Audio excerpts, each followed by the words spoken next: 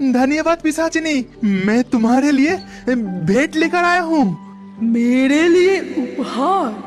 तू तो बहुत नेक इंसान है और तुझ में जरा सा भी लालच नहीं है। तुम्हारी शकल जितनी डरावनी है, तुम उतनी ही दयालु हो। तुम्हारी असली परिचय क्या है पिशाचिनी? मेरी असली रूप देखेगा? तुझे मेरी असली चेहरा दिखाने में कोई ऐतराज नहीं। तभी पिशाचिनी अपना रूप बदलकर एक सुनहरी जलपरी बन जाती है और उसका दिव्य रूप देखकर लकड़हारा मंत्रमुग्ध हो जाता है। आज पहली बार कोई इंसान मुझे नुकसान न पहुंचा के तोहफा दिया। तुझे भी मेरा एक उपहार लेना होगा। स्वर्ण जलपरी उसके मायावी मोती हाथ में लेके जादू करते ही लकड़हारा की वो लकड़ी के गट्टर में से 2 लकड़ियाँ सोने में बदल जाती है। लेकिन लकड़हारा को कुछ पता ही नहीं चलता। वो वहाँ से सीधा बाजार चला जाता है। फिर कलिया की दुकान के सामने लकड़ी के गट्टर उतार के कहता है, कलिया जी, आज बहुत अच्छी लकड़ियाँ काट कर लाया हूँ। आज मुझे थोड़ा ज्यादा पैसा चाहिए बाबू।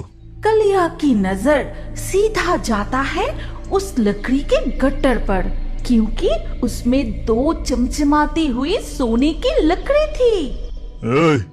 तुझे ये 2 लकड़ी कहाँ से मिली?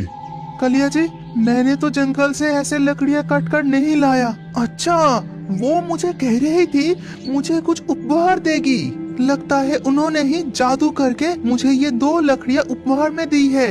ये 2 लकड़ियाँ मुझे दे दे, मैं तुझे इतना पैसा दूंगा, इतना पैसा दूंगा, जिंदगी भर लकड़ी काटने की जरूरत नहीं पड़ेगी। मुझे माफ करना कलिया जी, मैं ये उपहार आपको नहीं दे सकता। आप बस मेरे लकड़ियों की कीमत दे दीजिए। अच्छा, तो ये बात है।